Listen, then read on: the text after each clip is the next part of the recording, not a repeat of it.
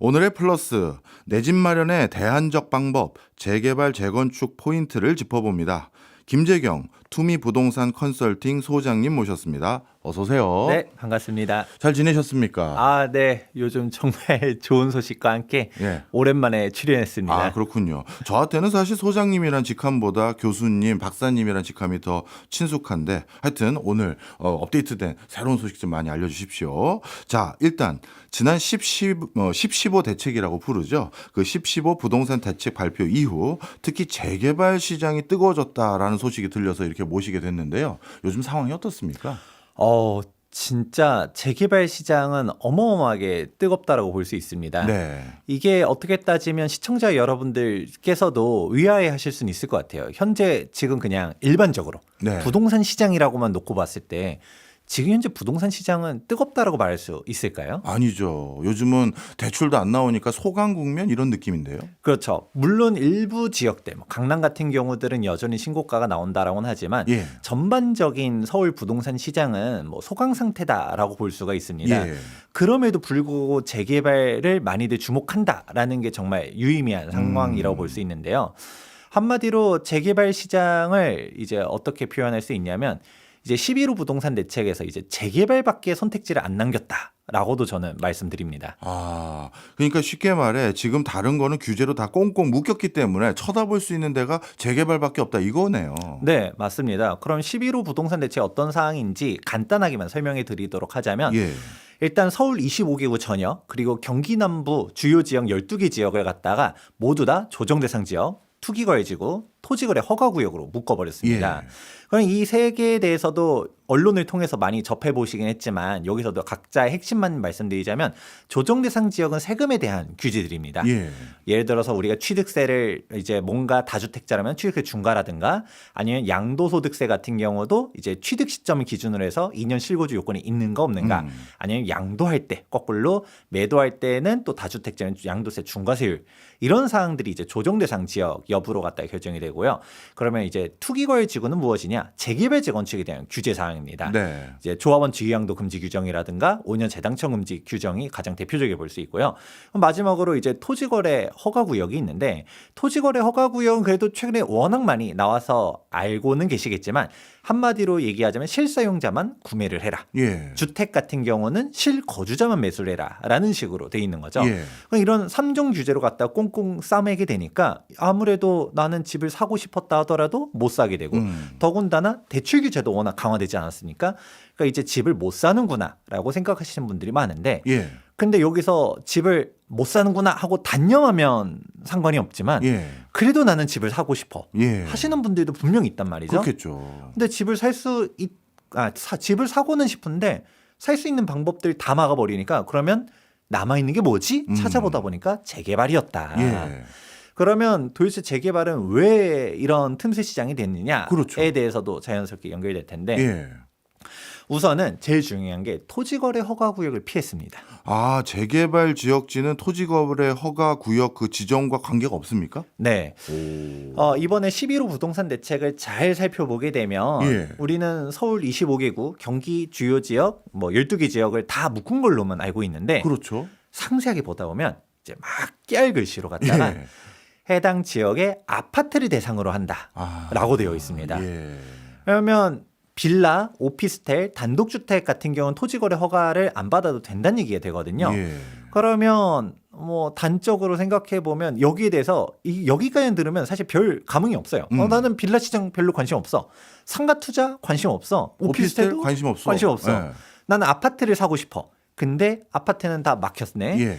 근데 재개발이라는 게 뭘까요? 결국은 기존에는 슬럼화된 주택들, 이제 단독, 다세대, 다가구 등을 이제 멸실시키고서 신축 아파트를 짓는 사업이 결국 재개발 사업 아니겠습니까? 그렇죠. 그러니까 사실상 신축이 될 지역인데 여기는 거래를 할 수가 있네.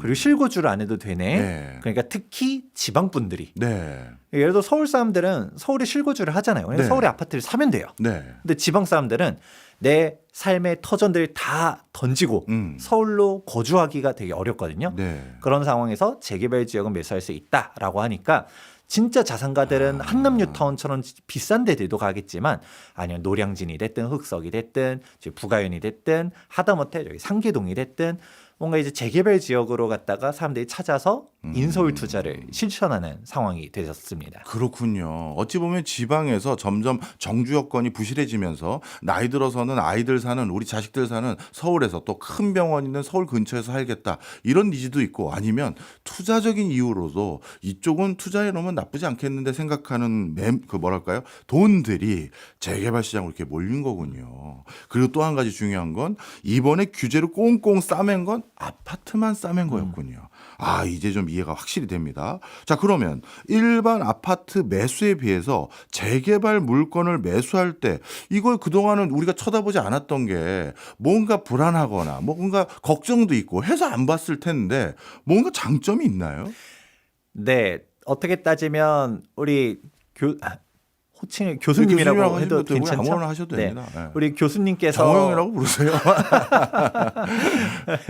네, 우리 교수님께서 얘기하신 사항이 딱 들어맞는데 왜냐하면 보통 일반적으로 재개발에 대한 인식은 어렵고 복잡하고 또 오래 걸리고 이런 인식들이 있습니다. 네. 그러면 이렇게 일반적이지 않기 때문에 예를 들어서 뭐 부동산 투자에 관심 있던 사람들은 재개발 재건축을 열심히 보겠지만 네. 일반인들은 뭐 재개발하면 그거 위험한 거 아니야? 네, 라는 겁부터 인식이 먼저거든요. 나죠.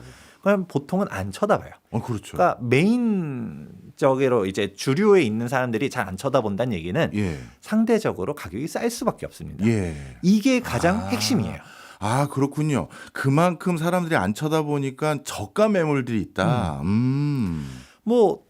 그리고 또 다른 측면으로도 접근해 보실 수도 있어요. 왜냐하면 이 신축 아파트 가격이 20억이라고 가정해 볼게요. 근데 재개발 재건축을 매수할 때 예를 들어 똑같이 매매 금액은 한 15억 정도인데 분담금은 5억이라고 가정해 볼게요. 예. 그러면 결국은 20억 똑같잖아요. 그렇죠. 그럼 이걸 사겠어요, 안 사겠어요? 아, 그런 관점에서도 안 사는 게 당연하죠. 예. 그러면 당연히 이 재개발 재건축을 매수한다라는 거는 결국 우리가 총매가라고 표현하거든요. 예. 이 모든 비용을 다 지불했었을 때의 가격과 격차가 벌어져 있으니까 매수한다라고도 볼 수 있어요. 그러니까 지금 현재 주변 신축 아파트 가격대들이 이제 지역에 따라서 강남 같은 경우는 50억, 60억도 넘어가지만 예. 마포구, 성동구도 이제 30억 시대가 돼버렸거든요. 네. 그러니까 우리 여기 동네에 있는 재개발 지역이 지금 매매 금액이 한 10 얼마야. 그런데 여기서 분담금액 5억, 6억, 7억 납부한다 하더라도 남는 게 있는 것 같아. 그러니까 들어가는 거고요. 반대로 지금 재개발 재건축에서 다 좋지는 않아요. 그러면 여기에 대한 힌트도 제가 말씀드린 거에서 이제 얻어갈 수 있는 게 네. 지금 현재 재건축 지역인데 가격이 잘 안 올라요 하는 곳들은 물론 지역적인 격차도 있겠지만 예. 사업성이 떨어지는 곳들. 분담 금액이 5억 정도가 아니라 지금 사업성에 따라서 8억 넘게 납부해야 되는 곳들도 있거든요. 추가 납부금이. 네. 일명 추가 분담금이라고도 하는데 이런 분담금을 고려해 보니까 그냥 인근 신축 와서 사는 게 낫겠네 예. 하는 곳들은 가격이 잘 안 올라가고 예. 지금 메리트가 있고 지금 뜨거운 곳들은 비교해 보니까 재개발 나도 결국 신축 아파트를 살고 싶은데 신축 아파트를 매수하기에는 너무 비싸. 네. 재개발에는 매력적인 것 같아. 예. 이런 식으로 접근을 하게 됩니다. 일단 한 가지 정리하자면 우리가 재개발 매물에 관심을 보이는 이유가 바로 근처에 유사한 신축 아파트를 사는 것보다 저가로 살 수 있는 기회가 있기 때문에 들여다본다 이거고 저가로 살 수 있는 기회가 없는 추가 분담금이 많거나 이런 데는 아무리 재개발 시장이 요즘 핫한다 하더라도 안 쳐다보는 상황이다 이런 거군요. 그럼 또 한 가지 여쭤볼게요. 대출은 재개발은 좀 룰이 다릅니까?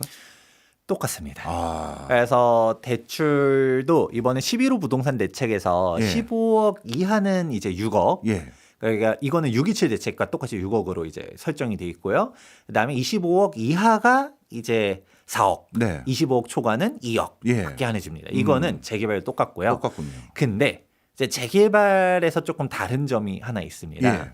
어떤 상황이냐면 재개발은 애초에 대출을 받지 않았습니다. 아, 그래요. 이게 어떤 의미냐면 재개발 지역에서도 대출을 받을 수는 있었어요. 예. 근데 이제 규제가 다시 강화가 되면서 실거주를 해야지만 대출을 해주는 식으로 바뀌었거든요. 예. 근데 솔직히 재개발 지역에 실거주 할 수 있을 것 같으세요? 그거는 실제 내 집 마련을 나중에 장만하려는 목적이지 살 생각은 아니잖아요. 그렇죠. 예. 재개발이 완료돼서 신축이 되었을 때는 거주할 생각이 있다 하더라도 그렇죠. 재개발 지역 재개발 지역인 상태에서 거주할 생각은 거의 안 없습니다. 하시죠, 많이들. 아무리 몸테크라고 해도 이거는 쉽지 않거든요. 예.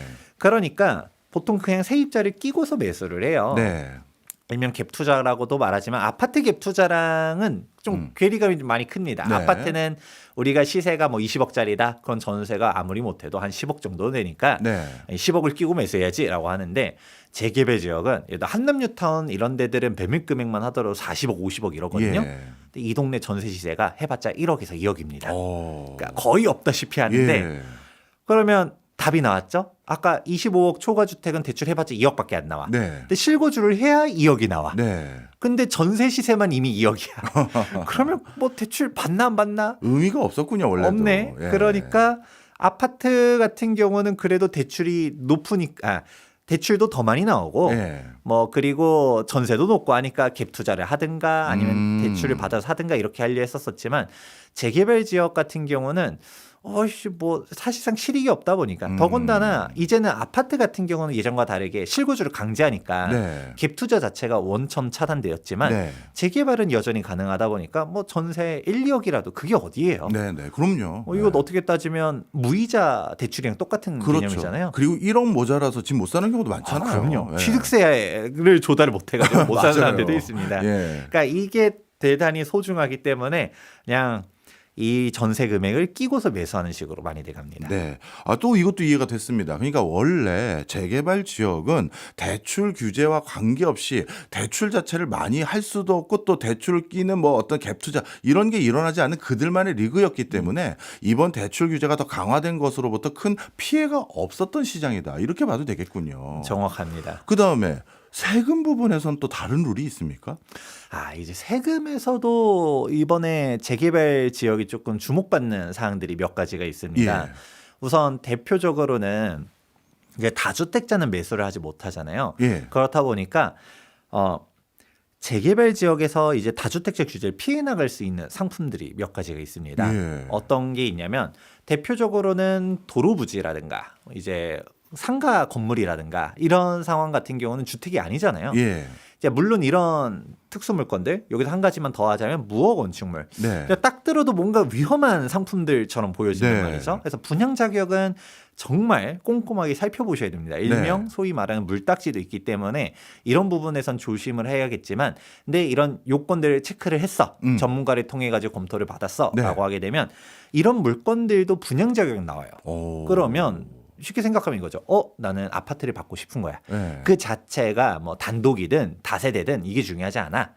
그런데 지금 현재 상황에서는 주택이 아니기 때문에 취득세 같은 경우도 다주택자 취득세 중과가 높으면 12.4%까지 가는데 그냥 비주택 예. 4.6%로도 갈 수 있고요. 예. 그리고 종합부동산세도 많이들 걱정하지 않습니까? 예. 다주택자에 대해서 이제 종부세가 이제 앞으로 점점 심해질 텐데 근데 여기에 대해서도 비주택이기 때문에 종부세 대상도 아니다. 예. 그리고 양도소득세에서도 여기는 주택이 아니겠죠. 여기서 딱 하나 다른 거는 무허가 건축물은 네. 이제 실제로 주택으로 쓰기 때문에 이 양도세 주택수에서는 주택수에 포함된다. 이 정도 차이점이 예. 있지만 다른 사항들 당장 취득할 때 그리고 보유할 때에 대해 세금 부담이 낮다라는 겁니다. 네. 그러면 여기서 또 한 가지 나는 이런 특수 물건들은 좀 너무 어려워 겁난다라고 하게 되면 확실하고도 안전한 상품도 있습니다. 바로 어떤 거냐면 제가 멸실된 입주권이라고도 표현하거든요. 예. 이 말의 표현을 좀 잘 이해해 보실 필요가 있어요. 예.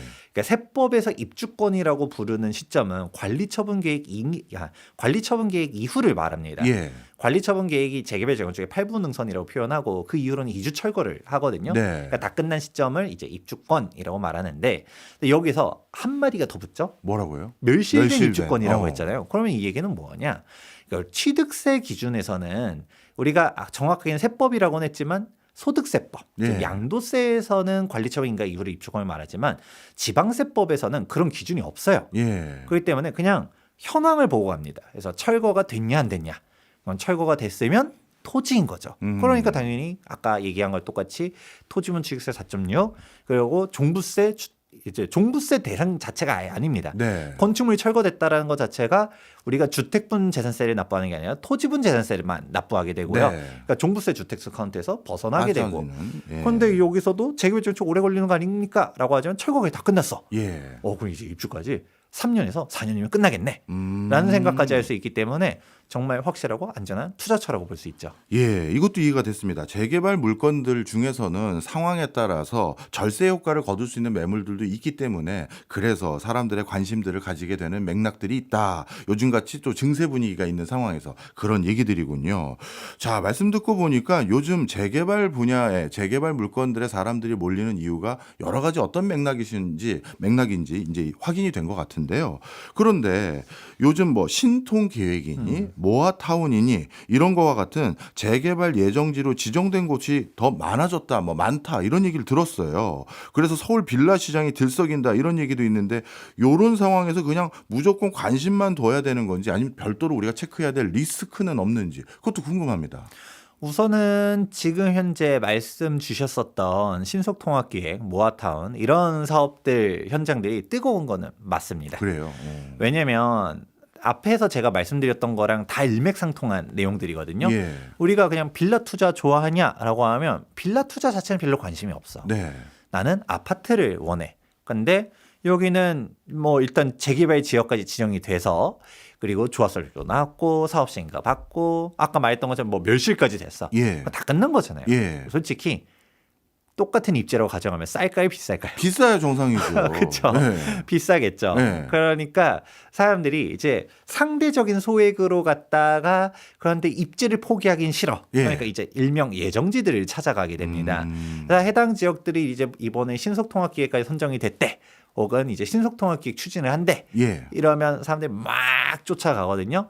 그러니까 이제 가격대도 올라가는 거는 사실이고 실제로 실제로 빌라 가격이 올라갔다라고 말은 하지만 예. 막상 뚜껑을 까보면 네. 일반적인 빌라 시장들은 계속 지지부진하고요. 재개발 가능성이 있을 것 같은 빌라들이 정말 뜨거운 게 사실입니다. 예. 그런데 여기서 이제 중요한 말씀해 주셨던 게 좀 조심해야 되는 포인트는 무엇이냐라고 네. 물어보시잖아요. 우선은 지정 요건들을 잘 살펴보셔야 돼요. 우리가 네. 신속통합기획도 그렇고 모아타운도 그렇고 결국 이게 정비구역을 지정하려고 했었을 때 요건들이 있을 거란 말이죠. 대표적으로는 노후도, 과소필지, 호수밀도 이런 사항들을 체크해 보셔야 되고요. 네. 근데 이런 법적 요건에 만족했다고 해서 다가 아니라 결국은 사업이 진행되기 위해서는 제일 근본적으로 사업성이 있어야 됩니다. 그러니까 노후도가 이제 떨어지기 시작해요. 이제 신축 빌라들이 막 난립을 하면서 조합원 수가 늘어나게 되면 일반 분양 세대 수가 줄어드는 거고 네. 결국 1인당 납부해야 되는 분담금이 폭증할 수밖에 없습니다. 예. 근데 이런 사항들을 갖다가 피하려고 해서 막 노후도가 중요하다 뭐다 했는데 요건은 간신히 맞췄어. 재개발 지정 요건은 만족한 거예요. 그렇지만 이제 사업성은 많이 떨어져가지고 예. 1인당 분담 금액을 막 이제 10억씩 납부해야 된다라고 하면 10억을 어떻게 됩니까? 하면서 못 갈 수도 있을 사업장들도 생각보다 많거든요. 그래요. 이런 부분들도 조심을 하셔야 되고요. 예. 근데 요즘은 이게 발언이 조금 조심스럽긴 한데 이게 방송에 나갈 수 있을지 없을지 모르겠지만 지금 현재 제일 조심해야 되는 거는 정치적인 변수가 좀 큽니다. 그건 뭐죠? 이게 뭐냐면 예. 재개발 재건축은 결국 인허가권자의 의지가 정말 중요합니다. 그러면 지자체장이요? 그렇죠. 예. 2026년도 6월 달에 지방선거가 있습니다. 아. 그러니까 서울시장이 누가 될 수 있는지에 대해서 아무도 확답을 하기 어려울 거예요. 무슨 말씀인지 이해했습니다. 네. 새로운 서울시장이 정책적으로 재개발에 대해서 다른 결의 뭐 어떻게 보면 철학을 가진 사람이 오면 이게 또 분위기가 싹 달라질 수 있다. 네. 그거네요. 그래서 제가 뭐 어느 시장이 되는 게 좋다, 그러다 얘기는 절대 아닙니다. 네. 근데 재개발 재건축 여기서도 좀 더 앞단에 있는 이런 예정지 같은 경우는 인허가권자가 누가 되냐에 따라서 휘비가 엇갈릴 수가 있다라는 얘기는 말씀드리는 거고요. 네. 그러면 결국 이것도 우리가 결국 사업성이라든가 노후도라든가 이런 것만 분석해서 되는 게 아닌 변수잖아요. 예. 이건 내가 어떻게 통제하기가 어려운 그렇죠. 사항이죠. 네. 이런 사항들까지 내가 좀 고려하고 싶다라고 하게 되면 최소한 그래도 뭐 좋았을 인간은 난 곳들 우리가 해제가 되지 않을 그런 리스크를 좀 벗어난 곳들을 네. 간다든가. 네. 근데 조합설 인가가 낮다 해서 끝이 아니라 사업시 인가를 받은 곳들을 저는 많이 권장해 드리거든요. 왜냐면 조합설 인가 낮다 하더라도 교통영향 평가라든가 건축심의라든가 이런 각종 인허가 등등을 받으려고 했었을 때 사업시 인가 전에 이제 인허가권자에 입김이 많이 들어가게 됩니다. 그리고 또 조합이 깨지는 경우도 많던데. 맞아요. 사실 이제 전 시장님 때 보다 보면 네. 한 400군데 넘게 네. 재개발 재건축 구역들이 해제가 된 실제 사례들도 있거든요. 그러니까 설마 또 그렇게까지 하겠습니까?라는 네. 목소리도 있지만 사실 전례가 또 없었던 거 아니다 보니까 예. 그래서 어느 정도 단계가 명확하게 나가 있는 곳들을 찾는 사람들이 많고 네. 그러니까 사업시 인가까지 난 곳들은 리스크를 많이 벗어났다. 이런 네. 쪽들을 좀 종합적으로 봤을 때는 네. 좀 안정하게 투자하는 게 좋지 않을까라고 네. 말씀도 드립니다. 그러면 정책적 리스크, 정치적 리스크야 우리가 통제할 수 없는 건데 사업성에 대한 점검은 우리가 어디서 확인해 보거나 어떻게 할 수가 있죠? 일단은 사업성에 대한 사항들은 우리가 이제 쉽게 얘기하면 용적률 얘기가 많이 들어보셨을 예. 겁니다. 뭐 현재 용적률은 낮을수록 좋고 예. 미래에 받을 수 있는 용적률은 높을수록 예. 좋다. 뭐 이런 얘기도 하고 또 근데 여기서 한 발 더 나아가면 이제 대지지분 얘기도 많이 들어봤을 거예요. 그렇죠. 우리가 재건축하려 했을 때 현재 대지지분이 평균 대지분이 몇이냐, 예. 그리고 소형 평수가 얼마나 있느냐. 네. 중대형 평형 위주라면 정말 사업성이 좋은 곳들이고요. 네. 예, 평균 대지지분 자체는 괜찮다 하더라도 소형 평형대 막 1.5룸 막 이런 애들이 너무 많으면 솔직히 우리 교수님도 재건축했었을 때 네. 1.5룸 신축을 받고 싶어서 가지고 있을까요? 아니죠. 아니죠. 그냥 나 최소 25평형. 그럼요. 되면 33평. 사실 그 이상을 원하죠, 다들. 그쵸. 예. 그렇게 원하면서도 자금은 좀 작다 보니까 소형 매물들을 이제 찾게 되는 거거든요. 네. 근데 그러면 반대로 말하면 용적률을 갖다가 이런 소형 면적 자기 평형을 넓히는 데 많이 쓰게 되니까 거꾸로 사업성들이 약화되는 경우들이 많다. 재개발도 마찬가지입니다. 재개발 같은 경우도 아까 쪼개기 얘기했잖아요. 신축 네. 빌라들이 너무 난립해가지고 다세대 빌라가 많은 곳들은 사업성이 좀 많이 떨어지고요. 네. 단독주택들, 건물들이 많은 곳들은 사업성이 높다. 뭐 이런 식으로 갔다가 러프하게는 그 정도로 개념을 접근해 보시면 좋을 것 같습니다. 그래도 그 정도는 우리가 확실히 체크하고 넘어가야 된다 이런 말씀이네요. 마지막으로 짧게 이게 또 걱정됩니다. 지금 저도 양천구 목동 지역 지나가거나 그러면 무슨 지금 추진 뭐 위 설립 뭐 그다음에 심의 통과 막 다 붙어 있어요. 근데 이렇게 동시다발적으로 한꺼번에 재건축 재개발이 동시에 진행되면 이거 나중에 그 사람들 또 어디 이사 가서 살 곳 없어가지고 또 난리 날 것 같은데 이것도 나중에 문제되는 거 아닙니까? 그런 얘기는 실제로 많습니다. 예. 많은데 저는 좀 뭐라고 해야 될까 기우이지 않을까라고도 생각을 해요. 왜요? 뭐냐면 제가 재개발 재건축 전문이긴 하지만 네. 재개발적이 그렇게 호락호락한 사업이 아닙니다. 그거 다 추진한다고 네. 해서 지금 다 될 게 아니다. 제가 네. 팩트만 말씀드리도록 하자면 예. 현재 지정돼 있는 서울의 대부분의 재개발 재건축 네. 즉 90% 이상은 네. 이명박 전 대통령도 아니고요. 예. 이명박 전 서울시장 때 지정된 곳들입니다. 그 이후에 사실 신규 지정된 게 거의 없지 않습니까? 그렇죠. 박원순 서울시장 체제에서는 해제를 하면 해제를 했지 했고, 신규 네. 지정들 없었었고 네.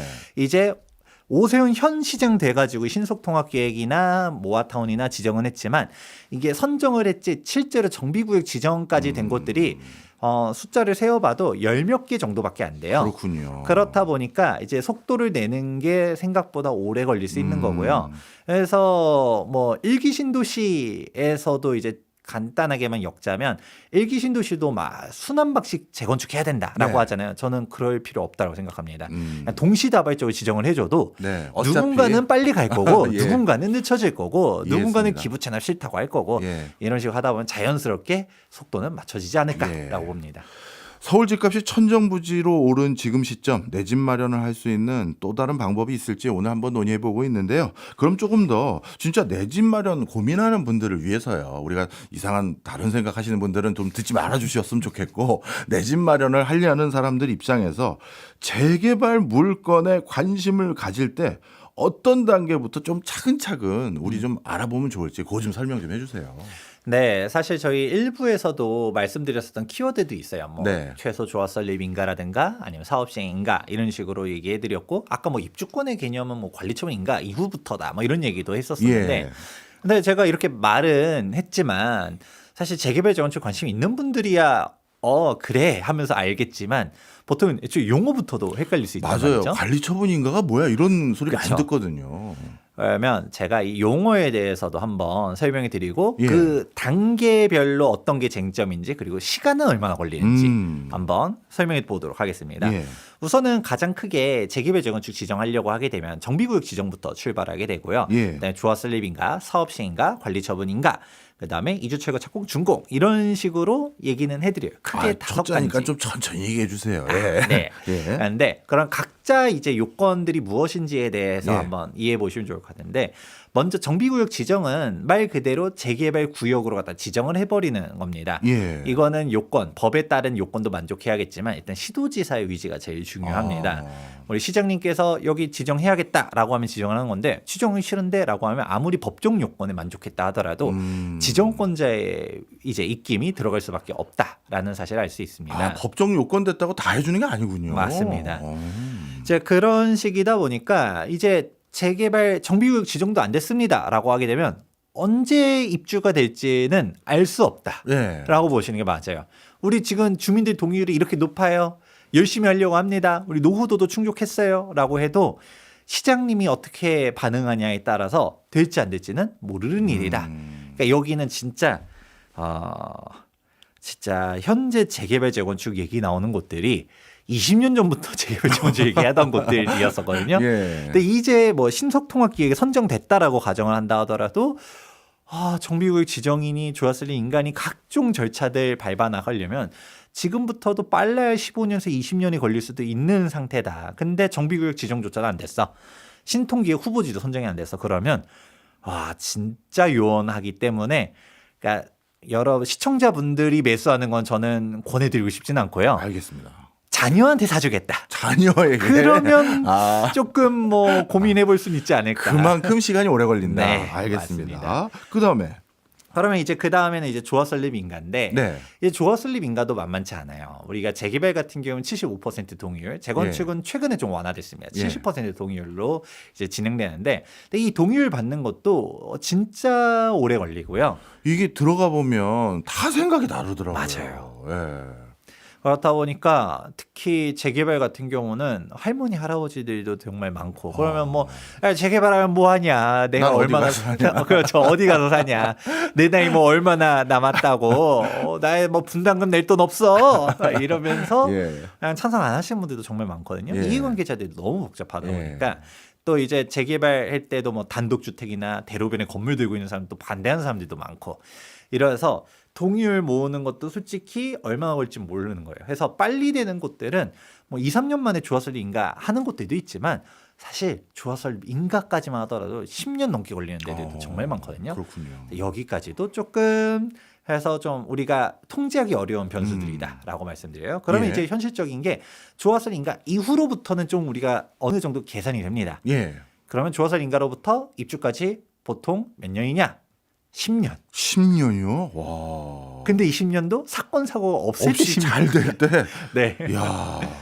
그러니까 미리 말씀드리자면 그건 조합 설립 인가에서 사업시 인가까지 가는데 보통 2, 3년. 2, 3년. 사업시 인가에서 관리 처분 인가까지 가는데 보통 2, 3년. 네. 그러면 관리 처분 인가가 났다. 이제 이주 철거해야죠. 이주 철거하는데 보통 2년. 예. 그러니까 착공하면 중공까지 이제 전에는 한 3년 잡았는데 요즘은 3년도 빠듯하다는 얘기 많이 해요.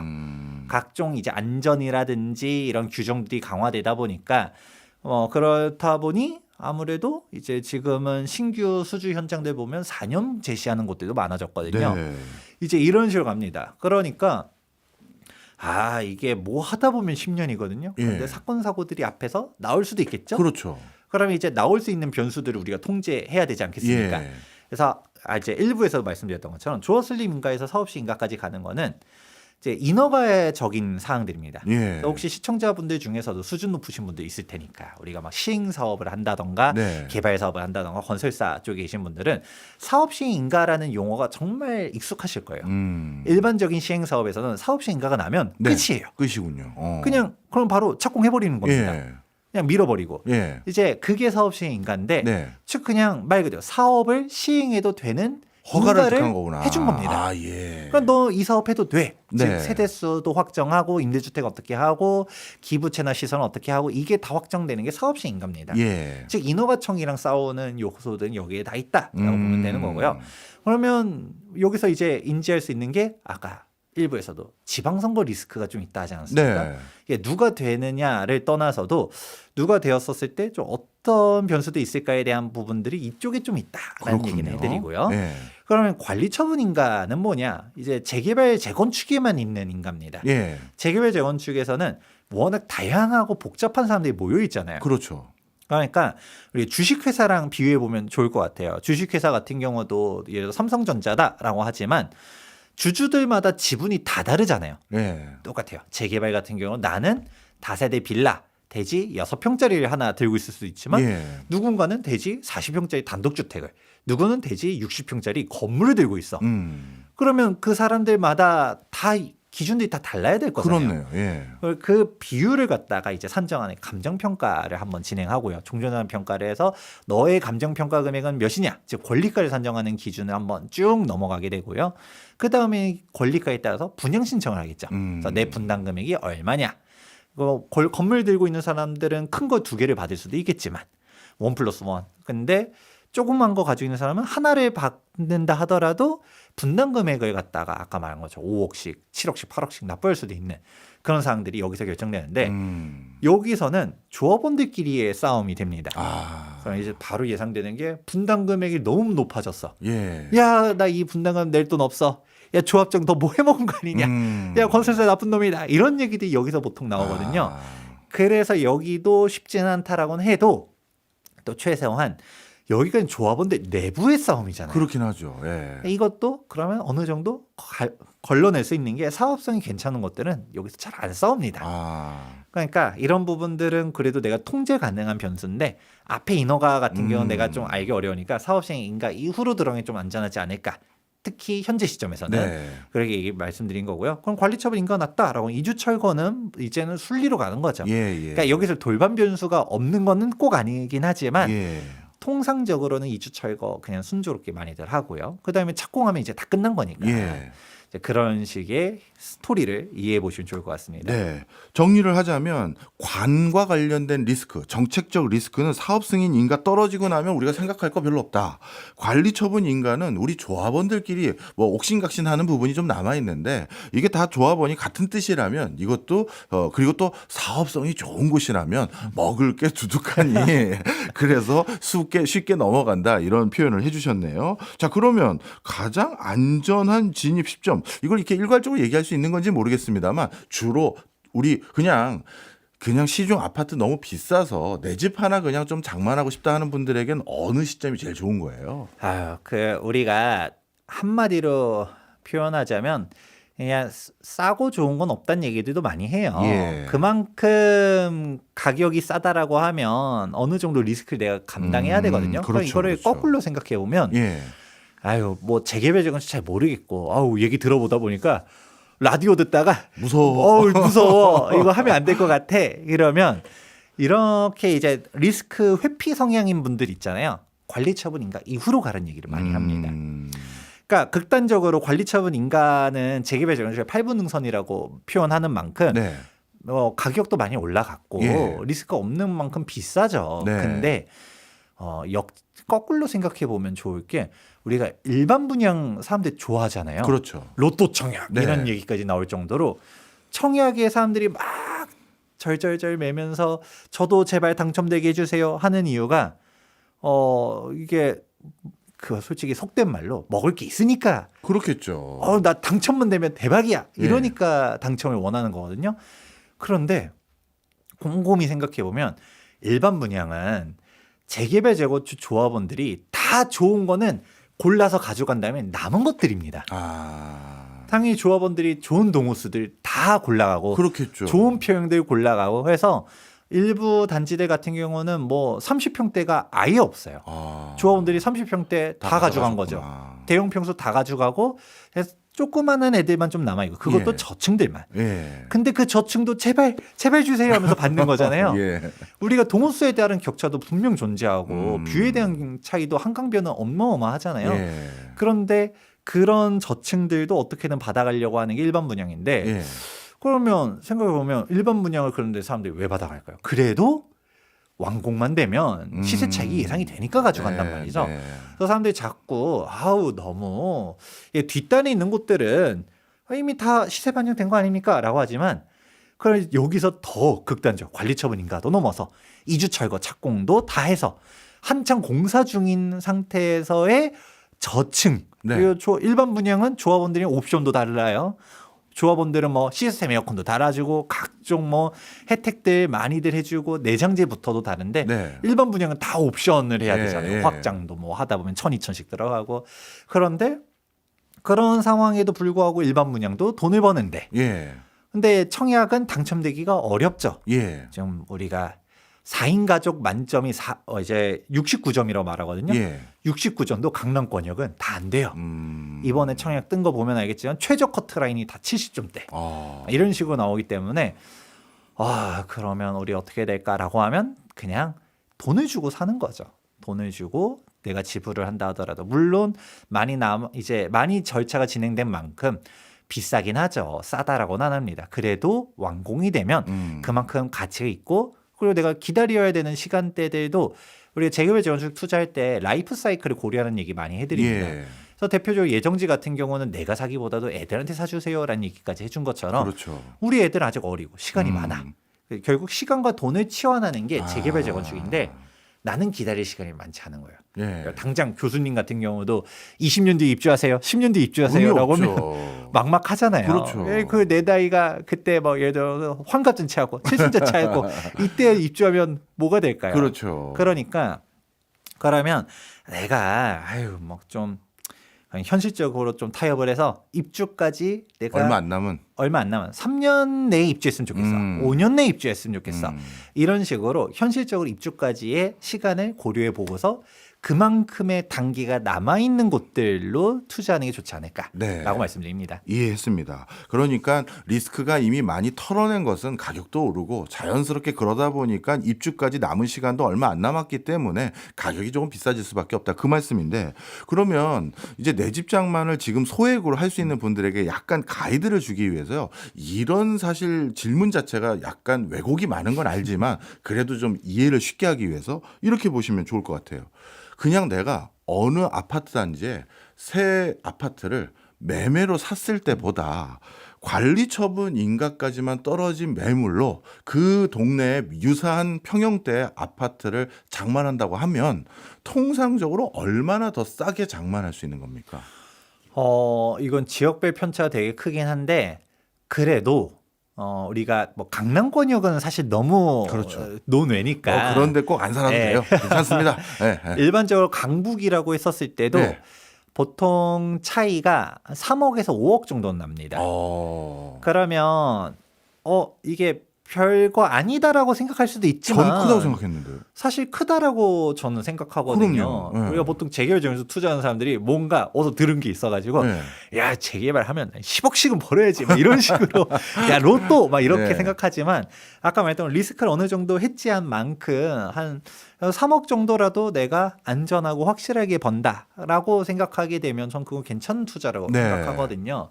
이제 그렇게 들어가도 되고 또 여기서 중요한 거는 사실 그 이상 벌 수도 있다라는 얘기들도 많이 해드려요. 네. 왜냐하면 요즘 가면 갈수록 신축 아파트의 선호도가 높아지고 있거든요.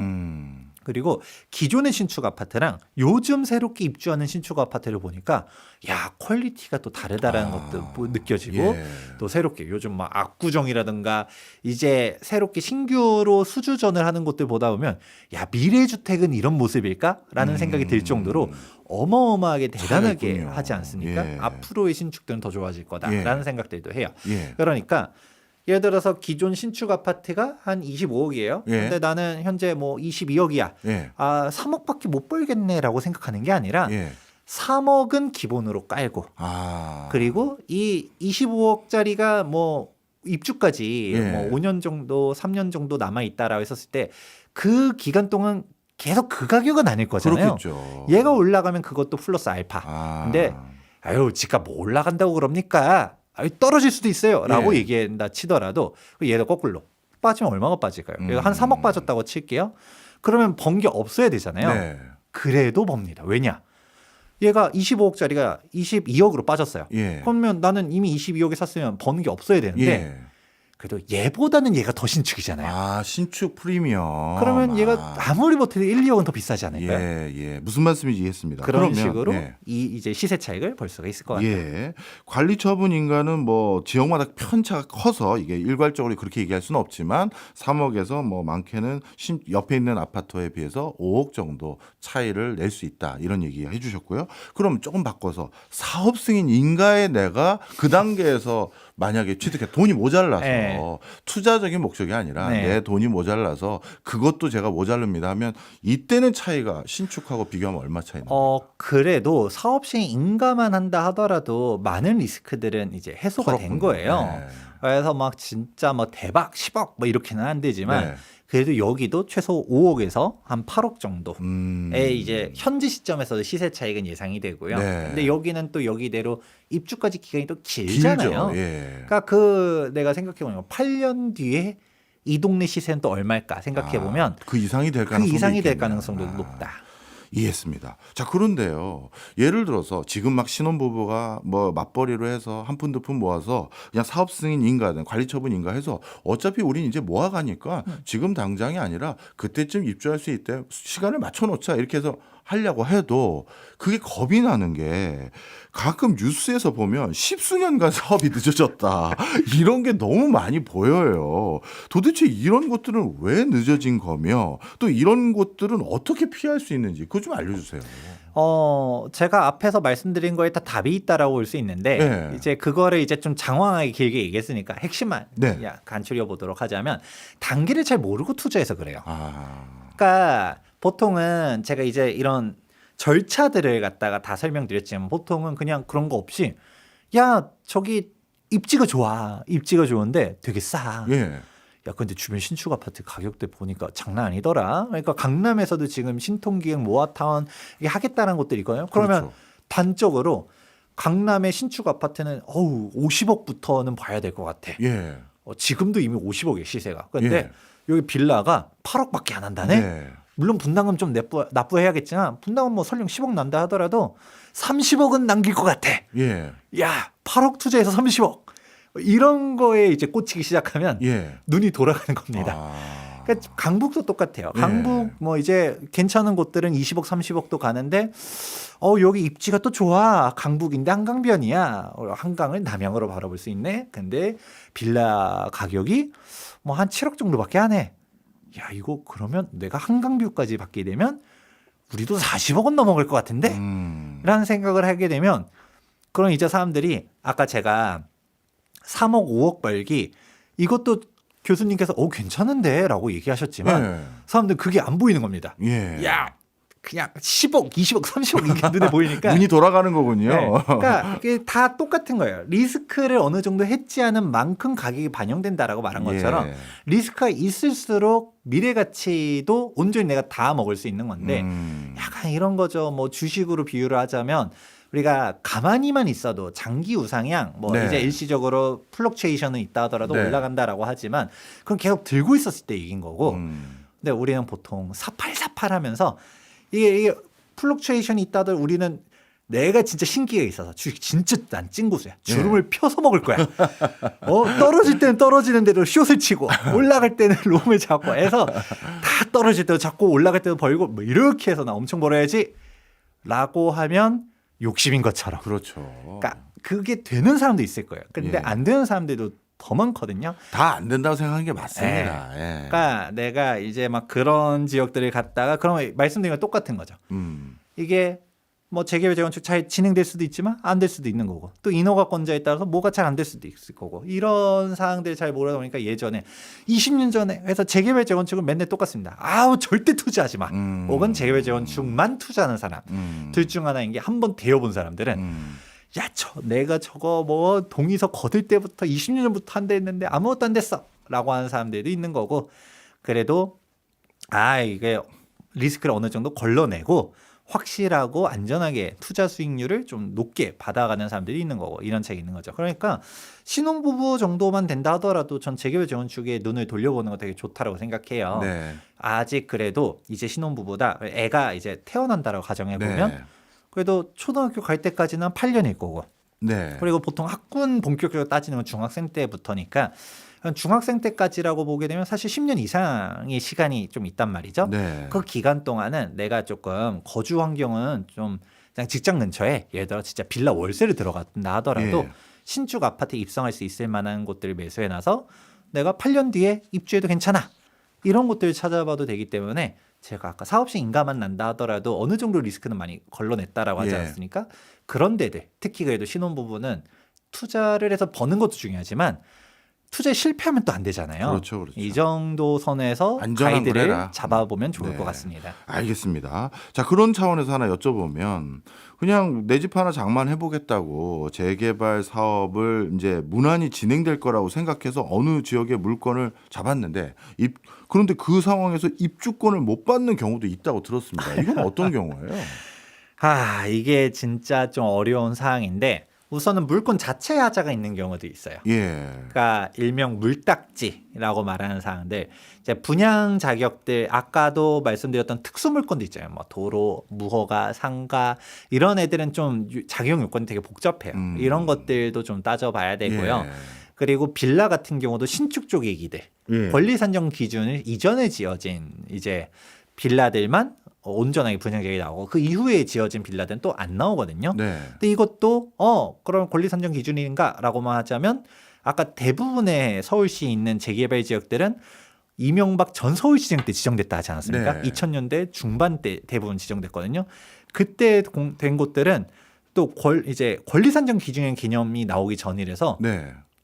일반적인 애들은 2003년 12월 30일 또 다세대 같은 경우는 2008년 7월 30일 예. 이전에 이제 뭔가 분할이 되어야지만 개별적으로 나옵니다. 이런 것들을 우리가 어떻게 알아요? 예. 그래서 재개발 재건축은 사실 시세보다 싸다라고 해가지고 이게 진짜 싼 건가 의심을 좀 해보실 필요가 있어요. 왜냐하면 하자가 있어서 쌀 수 있다. 싼 매물들도 있거든요. 그러니까 좀 전문가들, 즉 예를 들어서 변호사라든가 아니면 재개발 재건축 전문가 통해 가지고 상담 받고 진행하는 게 좋을 것 같고요. 혹은 물건 자체 하자가 없어도 문제가 생기는 경우도 있습니다. 예. 이제 본격적으로 문제가 커질 텐데 서울 전역, 경기 남부 12개 지역이 토지거래 서울 전역과 경기 남부 주요 12개 지역이 투기거래 지구로 지정되지 않았습니까? 예. 그러면 그 재개발 재건축 규제라 했는데 대표로 조합원 지휘양도 금지 규정 그리고 5년 재당첨 금지 규정이 있다라고 예. 했어요. 이게 투기거래 지구에서 규제라는 사항인데 재건축 같은 경우는 주어슬리 인가가 나면 소유권 이전 등기 시까지 전매 금지. 네. 그리고 재개발 같은 경우는 관리처분 인가로부터 소유권 이전 고시까지 전매 금지가 걸리게 됩니다. 네. 물론 예외 요건들은 있어서 거래가 무조건 안 되는 건 아니에요. 예를 들어 대표적으로 10년 보유, 5년 거주한 1세대 1주택자다. 이 경우는 또 사고 팔고 할 수도 있는데 이거는 또 들어봤어. 근데 어떤 사고가 실제로 발생된 케이스가 있냐면 이게 세법에서는 일시적 2주택이라는 것도 있어요. 네.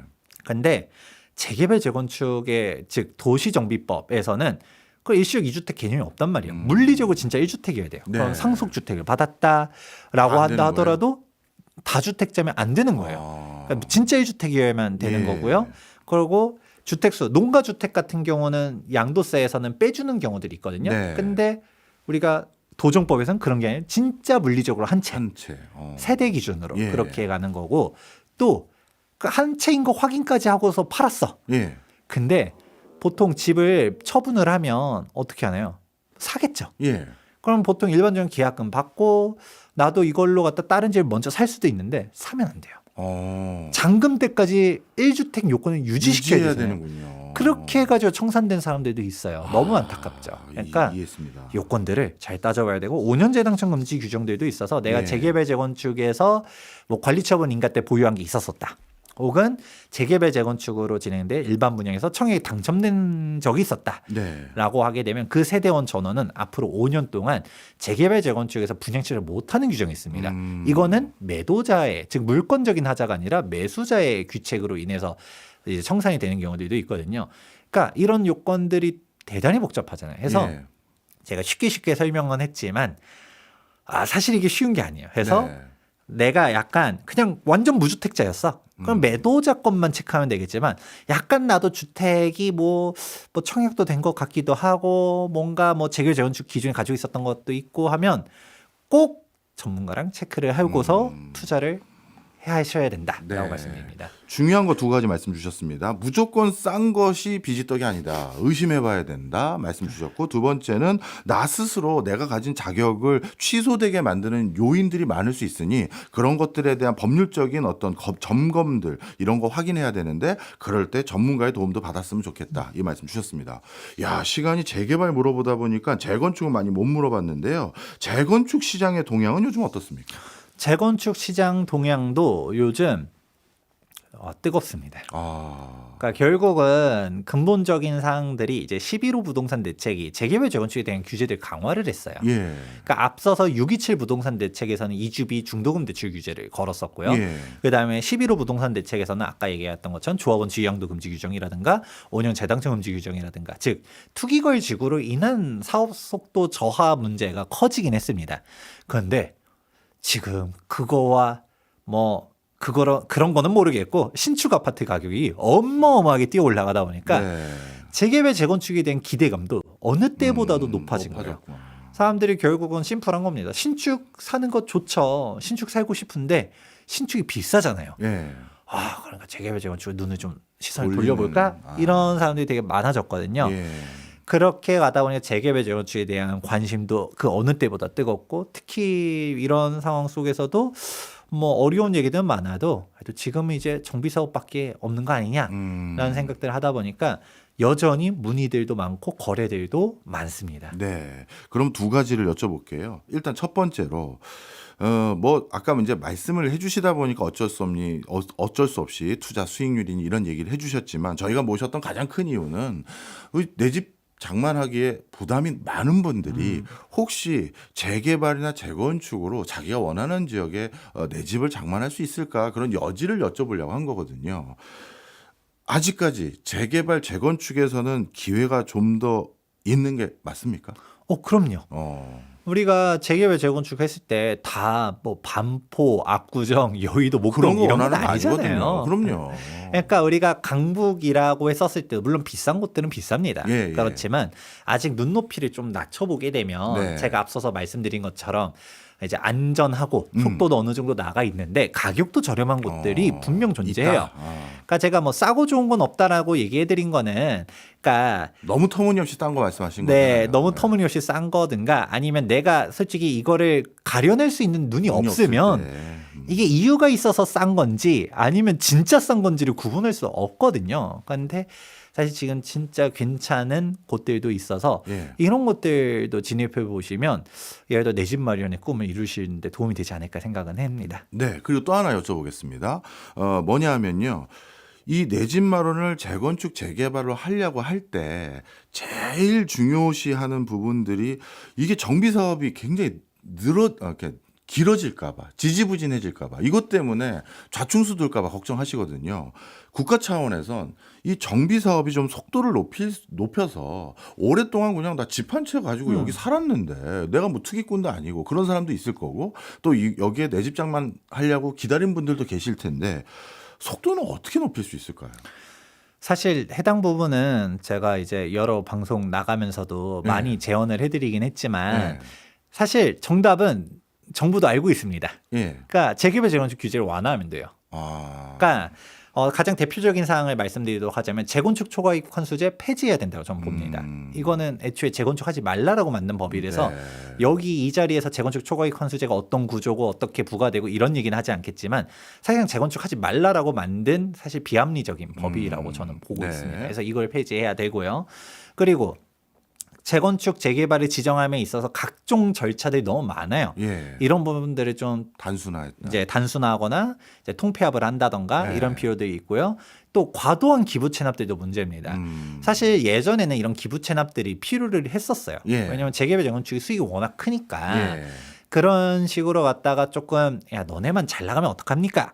우리 공공시설들도 기부 체납하고 임대주택도 짓고 이게 나쁘다는 얘기는 아닌데 지금 많은 현장들이 분담금들을 이제 감당하지 못해가지고 사업들이 지연되고 있거든요. 그러면 이런 부담들을 좀 줄여주기 위해서는 기부 체납 비율들을 낮춰준다든가 임대주택 원가 현실화를 해준다든가 이런 노력들이 필요하지 않나라고 생각합니다. 알겠습니다. 실현 가능한 형태로 제도를 좀 보완했으면 좋겠다. 이런 말씀이시네요. 오늘도 모르는 거 많이 배웠습니다. 지금까지 김재경 투미부동산 컨설팅 소장님이었습니다. 박사님 오늘 고맙습니다. 감사합니다.